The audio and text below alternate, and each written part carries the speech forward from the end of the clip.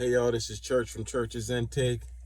So let's get into another reading of his word. We're going to go from Judges chapter 3, 1 through 11. And it talks about the nations left to test Israel. And the reason why God left these nations to test Israel is because they wanted to know if they served the real God and would go up against these other gods that these other ethnic groups, following the ways of the heathen, these other ethnic groups' gods, would they serve them or would they serve the true and living God? And God always gives us tests, and we're supposed to pass these tests. And you're supposed to stand stern into your ways if you're following and you're a believer in Christ. You're supposed to stand stern. So let's talk about it. I'm going to butcher a little bit of the word because some of these names is crazy. But I'm going to still get through it and then we'll discuss. Now, these are the nations which the Lord left to prove Israel by them, even as many of Israel had not known all the wars of Canaan, only that the generations of the children of Israel might know to teach them war, at the least such as before known nothing thereof, namely 5 lords of the Philistines and all the Canaanites and all the Sodium and all the Sodomans and the Hivites that dwelled in the mountain of Lebanon, for the Mount Baal Lamon unto the entering of the Hamath are they where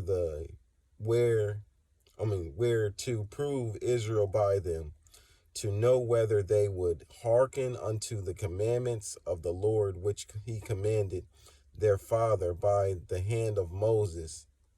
And the children of Israel dwelt among the Canaanite, Hittites, the Aaronites, the Perizzites, the Hivites, and the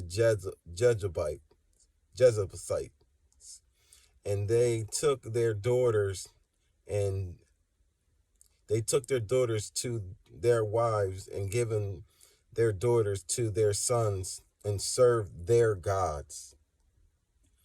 And the children of Israel did evil in the sight of the Lord, in the sight of the Lord, and forgot the Lord their God, and served Balaam and groves. Therefore, the anger of the Lord was hot against Israel, and he sold them into the hand of Chasa Rasha-Atham, king of Mesopotamia, and the children of Israel served Chasa Rasha-Atham 8 years.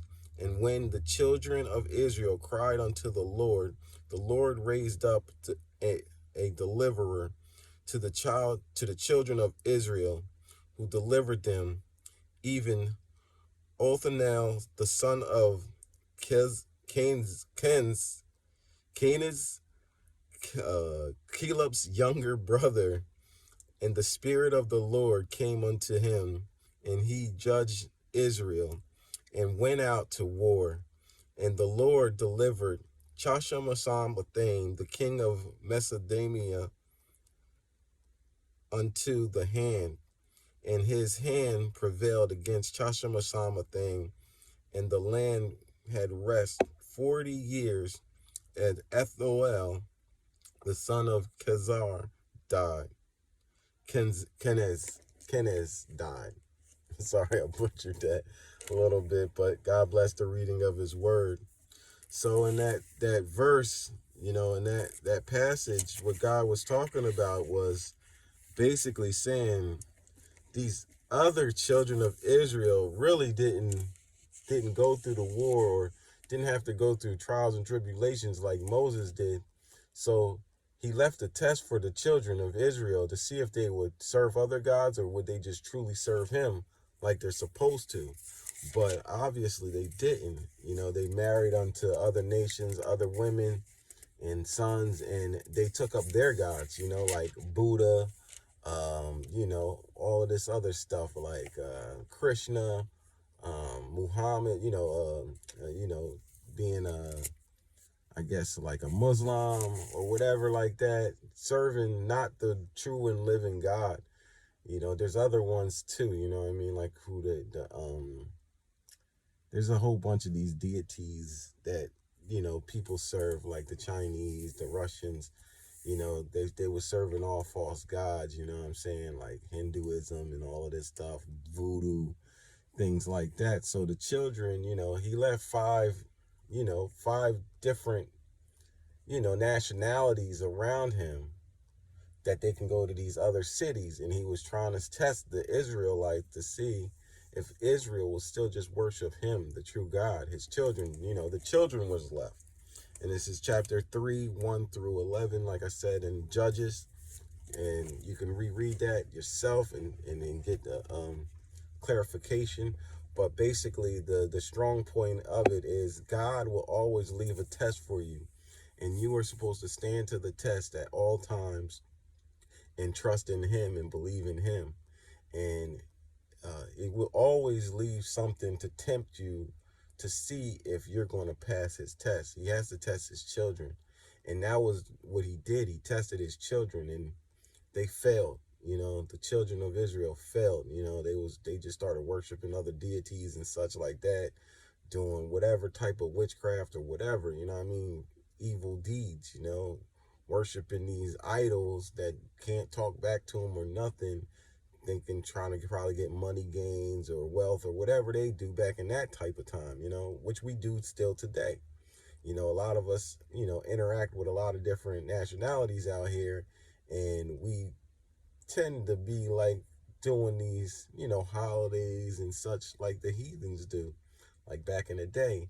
And we're not supposed to do these things, you know what I'm saying? And God tests us, especially the true believers, the one that say they want to follow Christ. If you're a true believer and you say you follow Christ, you have to turn down these things. God will take certain things away from you to test you, to enlighten you first. He will enlighten you first. So say if you you're not worship, but if you celebrated Christmas and all these pagan holidays like Easter and stuff like that, like first he's going to give you the revelation on why you shouldn't technically, you know what I'm saying?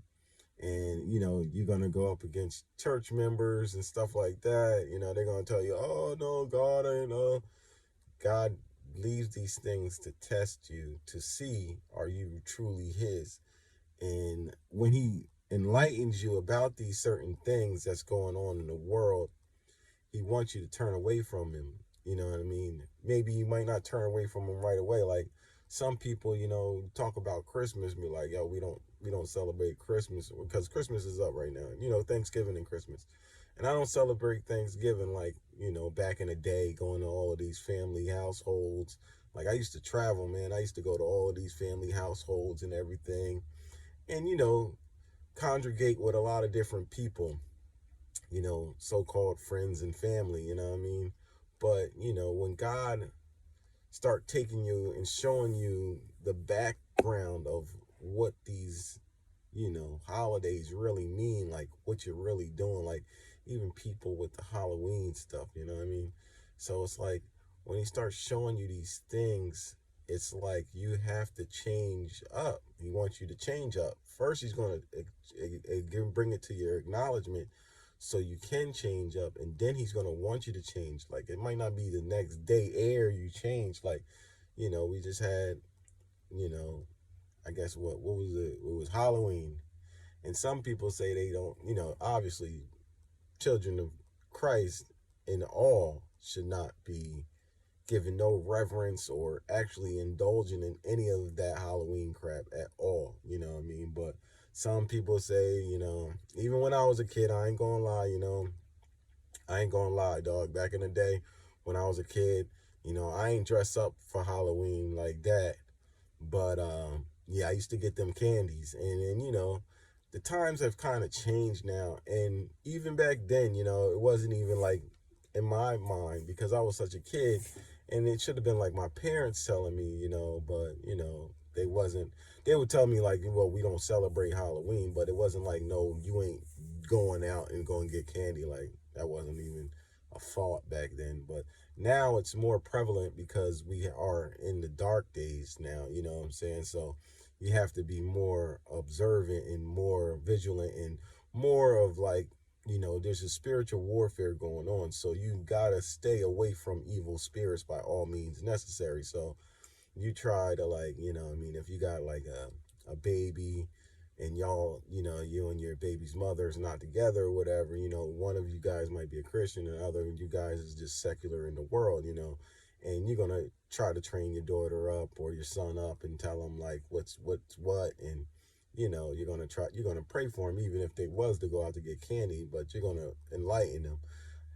So that being said, like, even people going out and giving candy and everything, you should really know the backliner to all of that type of stuff, which a lot of people in the church don't really express, like what goes on Halloween and stuff like that as well, which they should. But I do that to my kid and tell her why and why not. And then it's like, the next holiday is then Thanksgiving, and it's just like I tell my daughter, we have a little family gathering, like, the immediate family, your immediate family, the ones that you bear is your family. And you have to know these things. So it's just like, you have dinner with your family, just a regular dinner, but you don't do it like, the pagans do. Like, like I said, back in the day, I used to go to so many different houses. I think today, which is Wednesday, the night before Thanksgiving, you would go party. Actually, the night before Thanksgiving is one of the biggest party nights in the world, and people don't even know that, especially in the U.S. It's definitely one of the biggest party nights for someone like me. I used to party the night before Christmas. I used to go to not the night before Christmas, the night before Thanksgiving. I used to go to everybody's freaking house, you know what I'm saying? Pop up, eat a little here, eat a little there. But we ain't in those type of times anymore. So, you know what I mean? Like, God separating his children. So we can't be doing the things that we used to do of old, even though, you already knew it was devilish anyway. I knew it was devilish. I'm out here getting drunk, all crazy. And, I used to know that. Like, you can Google it. Like, Wednesday today is definitely one of the the party nights of the year for America. And I wasn't even thinking about that until I just started just reminiscing about it, just telling y'all on, on this pod, on my, so, you deal with that. And then there's Christmas, and God, like a few years back, God told me about Christmas, and I'm like, man, like, I want to get this one off. Like, the fams and everything, everybody with the presents and all that, like, yo, dang, like, so basically, when it came up to Christmas, I know my wife, it was a little harder for my wife, but she understood. I mean, she was just like asking me to give her like one more year or something like that at first, so she could put up a tree last time and stuff like that. So I let them do that. But I know I wasn't getting involved in that because I was like, God gave me the revelation. I'm already ready. This was years back. So I'm like, I'm already ready. I'm not turning back from what I said I'm not going to do. But I give presents. I mean, I give my daughter presents and stuff. I mean, I'm not, come on. It's stupid not to give presents, but it's like presents not like for Christmas. It's just like, you want school things, you need more clothes. A lot of people, around Christmas time, you give your kids more clothes and stuff like that. So you need to give toys and stuff like, so it's like, I give presents, but we know the reverence of Christmas, and it's not really biblical by any means. It's definitely pagan and it's worldly, and when God gives you these type of revelations, he's want to test you to see if you're going to turn away or turn a side eye to these things, or are you going to listen to what he's saying? Because as you listen, he's going to give you more, and he's going to want more from you. And you work with him, he works with you, and then Easter is another one.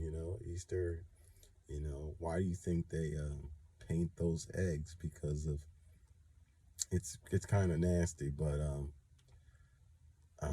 Iris is the reason why she gave, she used to put blood on the, what I mean, it was like the blood ritual that they used to paint the eggs with blood, and it was like very demonic worship, you know what I'm saying, like, and that's why you have colored eggs for Easter, because of a demonic worship that they used to do, and a lot of people don't even know that. But if you research, Esther, Isis, if you research that, and research Easter, you'll see how demonic it really is. But they say it's the resurrection of Christ, which, come on. They always, the devil always got to manipulate God's truth, and he's got to have his thing in here. So you got to know that these holidays aren't God days, because everything they want to do is to knock Jesus. Like, you can worship any other religion or be religious or whatever, but when you are saying you're a believer in Christ and you stand on that word, that Jesus, Jesus is the way, the truth, and the light, then you get persecuted. Not the other way around. You can be Muslim, you can be any other thing, they ain't gonna care. They'll actually help promote you. But when you talk about that Jesus, that's a hard one that's a hard pill for a lot of people. But you get persecuted for his name's sake. He says it, and it's written, and it's true. And that's why all of these pagan holidays, they take it and put it in play. But I guess when it gets closer towards the next holiday, like Easter, I'll elaborate on that, because if you do a little research, Easter is definitely evil too. But actually, Christmas is an evil holiday as well. It's the birth of Thomas, and yeah, he had married his own mother. Yeah, if you research that, yeah, he married his own mother. You know what I mean? Very wicked things with that whole family. But that was like, the Tower of Babel lineage and all that type of stuff. So you got to just be, like, you got to know that God is always going to test you. You will never go through life without having trials and tribulations.